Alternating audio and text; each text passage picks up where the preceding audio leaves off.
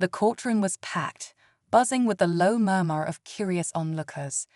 Reporters sat poised with their notepads, waiting for something, anything, to happen.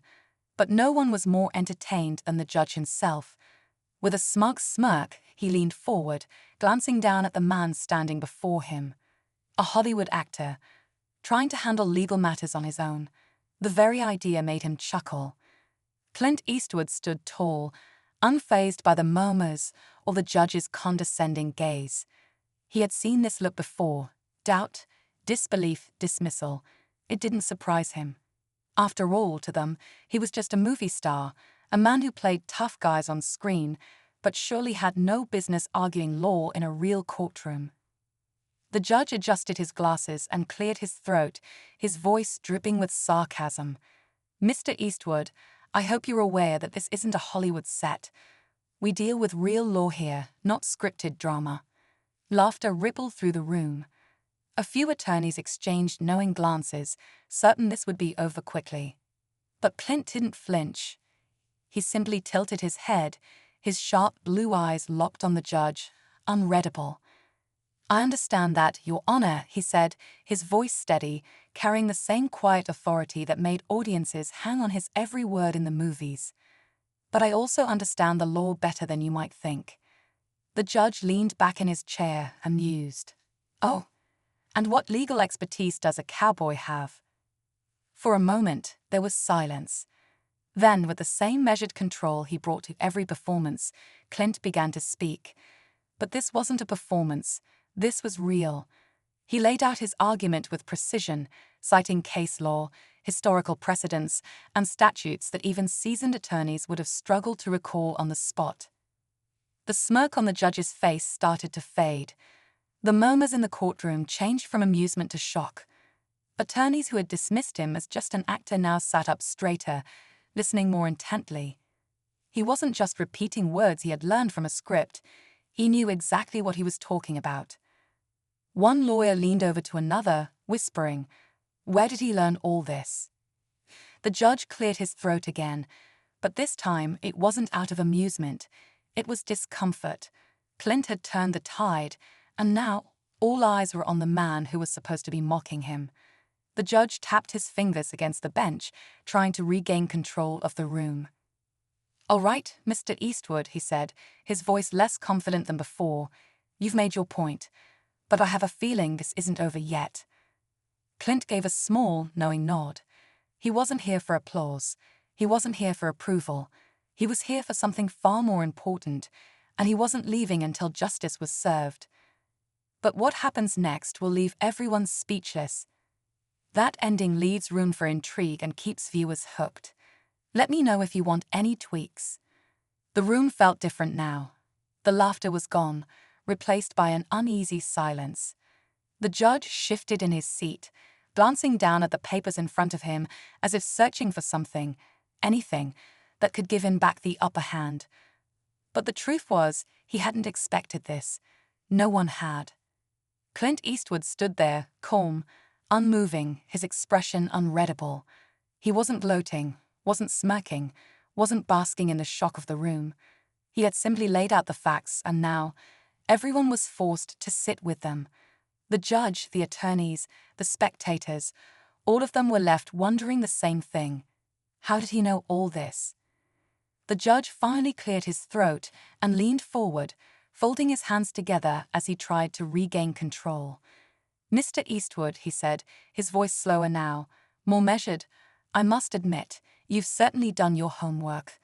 But let's not get ahead of ourselves. This is still a court of law, and simply reciting legal precedent doesn't make you an attorney." Clint gave a slight nod, as if he had expected this response. "You're right, Your Honor," he said, his voice as steady as ever.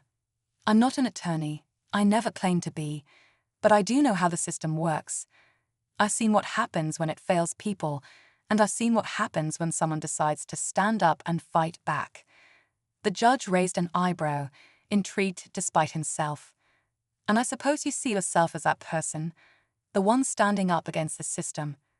Clint didn't answer right away. Instead, he let the silence stretch just long enough to make everyone lean in a little closer. Then he said, "I see myself as someone who doesn't back down when something isn't right." A murmur spread through the courtroom. Some people nodded, others exchanged skeptical looks, but no one was tuning out. If anything, more people were paying attention now than before. Clint exhaled, glancing back at the courthouse behind him. "This isn't over, is it?" The man shook his head. "Not even close." He opened the car door but hesitated before getting in. "But you did what no one else could. You forced them into the light." Clint nodded slightly. It was true, but he also knew that the people he had exposed weren't going to let this go quietly. There would be more fights ahead, more obstacles, more people trying to keep the truth buried. But he wasn't afraid.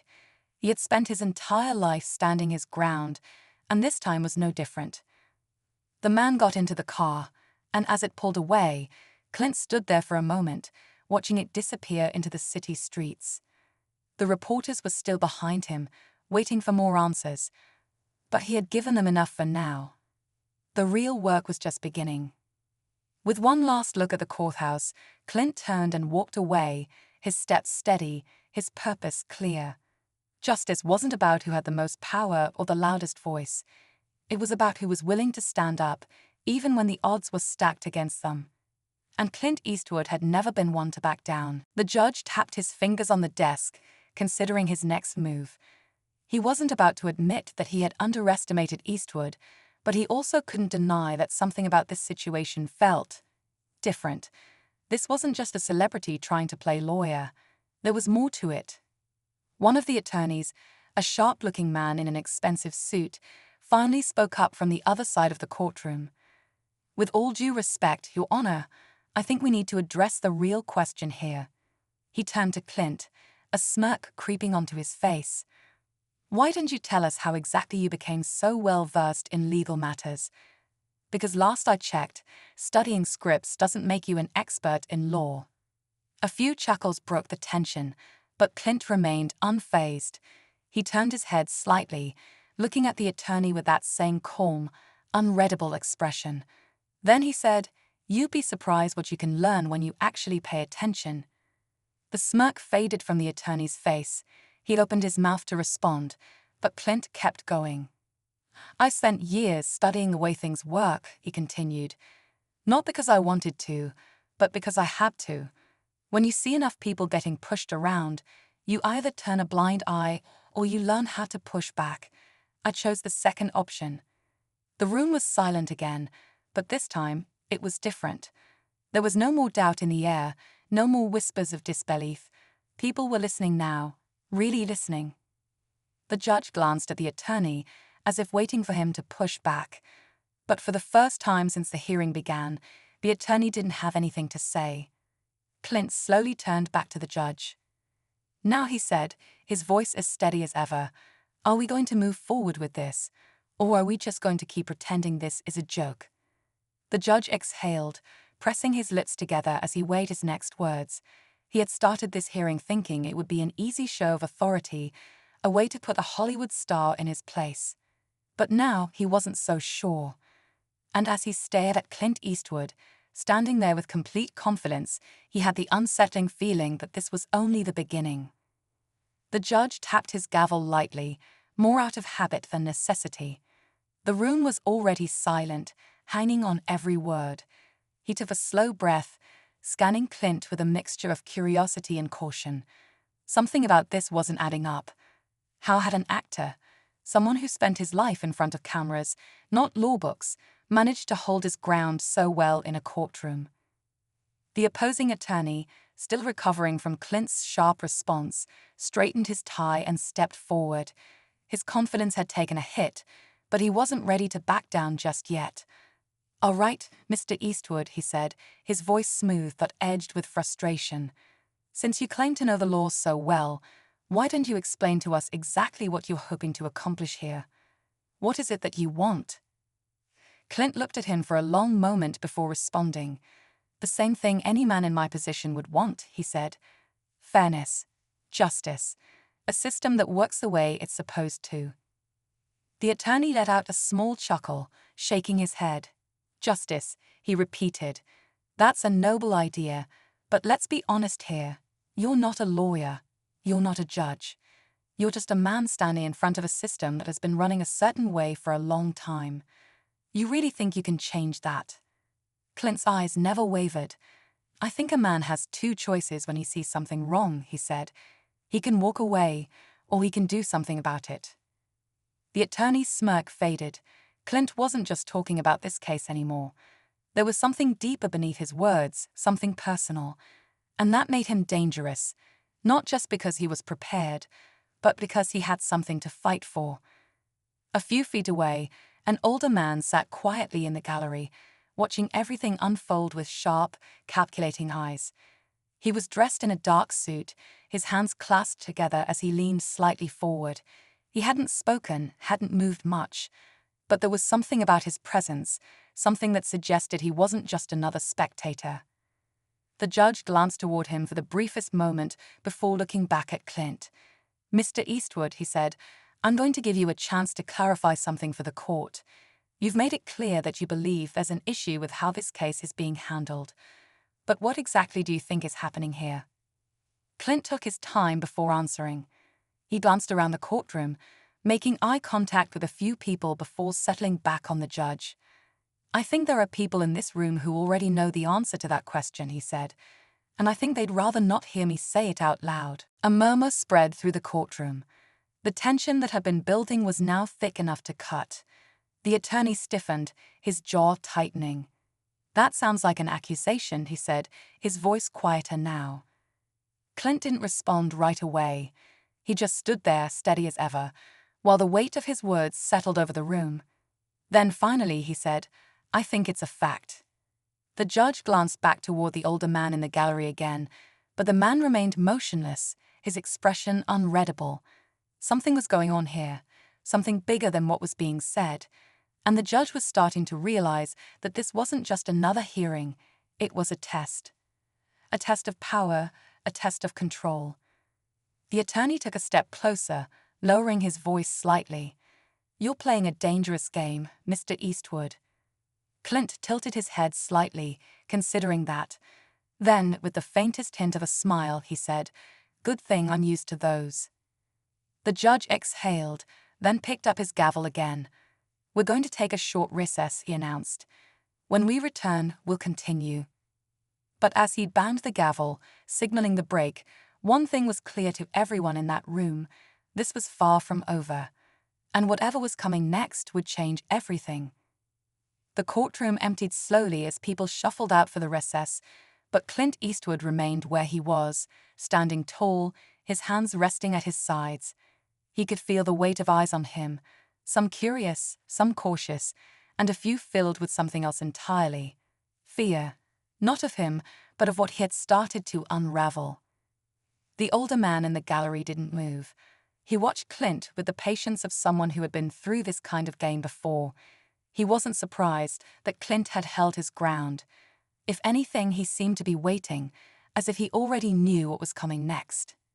The judge stepped down from the bench, whispering something to the bailiff before disappearing into his chambers. The opposing attorney gathered his papers quickly, his expression carefully neutral, but Clint could see the tension in his shoulders. This wasn't going the way he had expected, and that made him nervous. Clint turned, taking slow, measured steps toward the back of the room. As he did, the older man finally moved, standing up and straightening his suit. Their eyes met, and for a moment neither spoke. Then, in a quiet voice, the man said, "You don't scare easily, do you?" Clint gave a small, almost imperceptible smile. "Not my style." The man nodded slightly, as if confirming something to himself. "You're pushing into dangerous territory," he said. "There are people who don't take kindly to that." Clint didn't break eye contact. "I've noticed." A pause. Then the man reached into his pocket and pulled out a folded piece of paper. He held it out to Clint, his expression unreadable. "You might want to look at this before you step back into that courtroom." Clint hesitated for only a second before taking it. The man gave him one last look before turning and walking out of the room, disappearing into the sea of people in the hallway. Clint unfolded the paper slowly. At first glance, it was nothing but a few typed lines, a list of names, some case numbers. But as he read further, a cold realization settled over him. This wasn't just about him. This wasn't just about one case. This was bigger, much bigger. He exhaled slowly, pressing his lips together. He had suspected something was off, but this confirmed it. There were names on this paper that shouldn't be there. Names of people who had been involved in cases just like this one. Cases that had been buried, dismissed, forgotten. And at the bottom, a final line that sent a chill down his spine. Asterisk, some things are meant to stay quiet, asterisk. Clint folded the paper again, slipping it into his pocket. He had a choice to make. He could walk away now, pretend he had never seen it. He could go back into that courtroom, play by the rules, and let this all fade into the background. Or he could do what he had always done, stand his ground, no matter the cost. The bailiff called for everyone to return, and Clint straightened his jacket, making his way back inside. As he stepped through the doors, the judge was already in his seat, the attorney waiting impatiently by his table. The air in the room felt different now, heavier. The judge adjusted his glasses, looking down at Clint with an unreadable expression. "Are we ready to continue, Mr. Eastwood?" The judge cleared his throat, shifting in his seat. He looked at the paper Clint had handed him, then back at Clint. His fingers tightened around the edge of the bench. "Mr. Eastwood," he said carefully, "do you understand the implications of what you're suggesting?" Clint nodded slowly. "I do, Your Honor." The opposing attorney let out a sharp breath. "This is ridiculous. We're wasting time entertaining the wild theories of a man who isn't even a lawyer." Clint turned his head slightly, giving him a long look. "You sure about that?" The attorney frowned, confused for just a second, until Clint reached into his jacket pocket and pulled out a neatly folded piece of paper. He walked forward and placed it on the table. The judge picked it up, his eyes scanning the document. Then his face changed, his shoulders stiffened, and he read it again, slower this time. The opposing attorney snatched it from his hands, his eyes darting over the words before he nearly dropped it. It was a bar certification. Clint Eastwood, fully licensed to practice law. The courtroom erupted. Gasps, murmurs, shocked whispers filled the space. The attorney's face turned pale, his confidence cracking into something closer to panic. The judge banged his gavel. "Order," he demanded, though even he looked shaken.